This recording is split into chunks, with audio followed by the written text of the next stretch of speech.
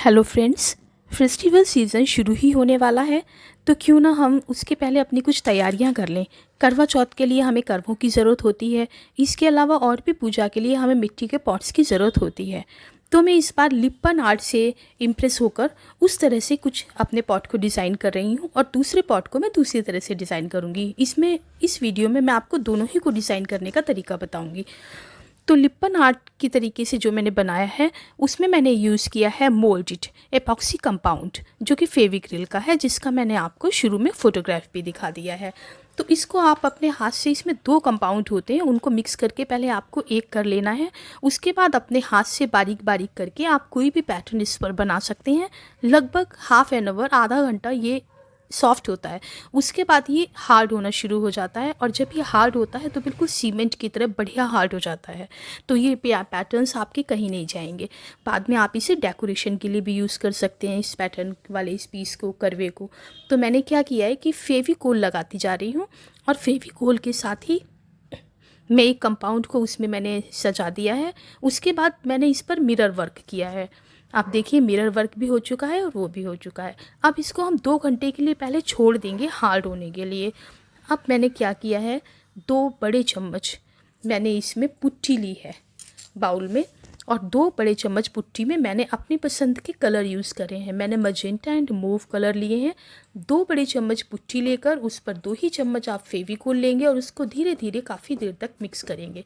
एक अच्छा semi liquid आप तैयार कर लेंगे, और अपनी पसंद का कलर उसमें मिक्स करने के बाद आप 2 घंटे सूखे हुए करवे के ऊपर उसको अप्लाई करेंगे। इसको आप किसी भी चीज़ से अप्लाई कर सकते हैं। आप फिंगर्स की हेल्प से भी कर सकते हैं, स्पून से, नाइफ से, किसी भी चीज़ से आप इसे अप्लाई करें। और अप्लाई करने के बाद, इसको पूरा कवर करने के बाद आप इसको 2-3 घंटे छोड़ दीजिए। तो लगभग जब 2 घंटे इसको हो चुकेंगे, उसके बाद हमें क्या करना है कि इसके मिरर्स को हम धीरे धीरे साफ़ करने की कोशिश करेंगे।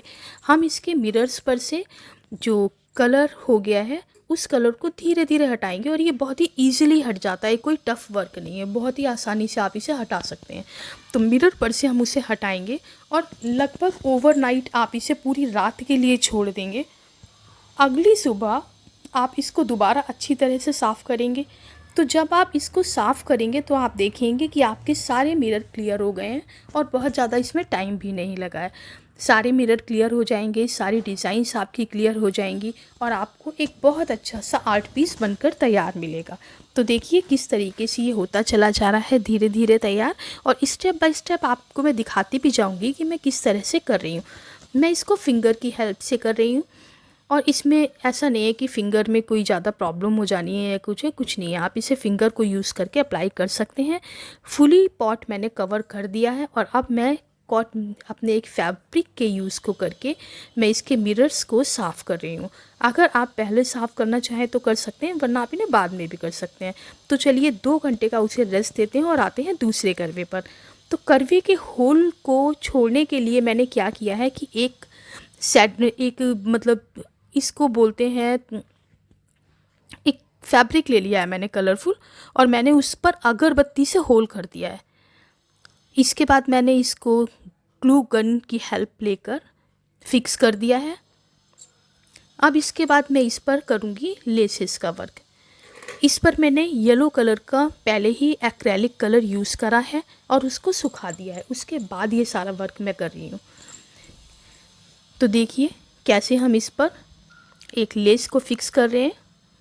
ग्लू गन की हेल्प से ही मैं इस लेस को फिक्स करती हूँ। ये बहुत ज़्यादा टाइम टेकिंग वर्क नहीं है, इसे आप बहुत ही आसानी से घर पर कर सकते हैं, बिल्कुल भी टफ नहीं है। और जब आप मार्केट से इस तरीके के करवे लेने जाएंगे तो वो एक तो आपको आपकी पसंद का डिज़ाइन नहीं मिलेगा, और काफ़ी कॉस्टली भी मिलते हैं। जबकि आप घर में इसको आसानी से बना सकते हैं। लेसेस अक्सर घरों में हमें मिल जाती हैं, किसी ना किसी काम के लिए हम लाते हैं और वो बची हो जाती हैं। तो जो बची हुई कोई भी लेस है या कोई बहुत अच्छा कलरफुल फैब्रिक है, आप उससे इसको डेकोर कर सकते हैं। तो इसको डेकोरेट कर रहे हैं, और बहुत ही आसानी से कर लेंगे। आप अपने जो कुछ भी करवा चौथ पर पहनेंगे, आप मैचिंग में भी डेकोरेट कर सकती हैं इसे। आपके पास बचा हुआ ब्लाउज़ पीस हो सकता है, उसकी लेसेस हो सकती हैं, तो जो आप पहनेंगे आप उसका मैच कर सकती हैं। आप कुछ डिफरेंट भी कर सकती हैं। ये सब कुछ आपकी अपनी चॉइस पर है कि आप कैसे इसे डेकोरेट करेंगी। तो मैं इसको डेकोरेट कर रही हूँ एक बची हुई लेस से। तो ये कम्प्लीटली मैंने कवर कर दिया है, लेस को इस पर फिक्स कर दिया है। और इसका जो गले वाला पोर्शन है, इसका बॉटम वाला पोर्शन है, उस पर भी मैं इसमें लेस एक फ़िक्स करूँगी। दूसरा पार्ट होगा वो लेस का, दूसरा पीस होगा। तो उसके लिए भी अब मैं इस पर ग्लू अप्लाई कर रही हूँ। और ये देखिए मैं इस पर भी एक लेस फिक्स कर रही हूँ। तो ये बिल्कुल भी मुश्किल काम नहीं है, इसे आप कभी भी टाइम निकाल कर 10 मिनट में तैयार कर सकते हैं। और फेस्टिवल्स के लिए सिर्फ करवे ही नहीं चाहिए होते, हमें पूजा के लिए छोटे छोटे मटके चाहिए होते हैं, दीप चाहिए होते हैं, बहुत सी चीज़ें चाहिए होती हैं। तो अगर हम अपने घर में इन सब चीज़ों को तैयार कर लेंगे तो ये एक तो हमारा अपना ओरिजिनल होगा, बिल्कुल सबसे डिफरेंट हमारा अपना क्रिएशन होगा। और जब अपने हाथ से कुछ बनाते हैं तो देखने में भी बहुत सुंदर लगता है। और जब कोई पूछता है कि ये बनाया किसने है और हम बताते हैं हमने बनाया है, तो एक तारीफ़ भी मिलती है और दिल खुश हो जाता है। और साथ में हम पैसे तो बचा ही लेते हैं। तो देखिए कितनी जल्दी से तैयार हो जाता है, इसमें बिल्कुल भी टाइम नहीं लगता। देखिए तैयार हो गया ना ये एक करवा जल्दी से। इसमें छोटे छोटे से मेरे पास क्रिस्टल्स हैं, तो कुंदन है वो इनफैक्ट, तो वो मैं छोटे छोटे से कुंदन भी इस पर लगा दूँगी।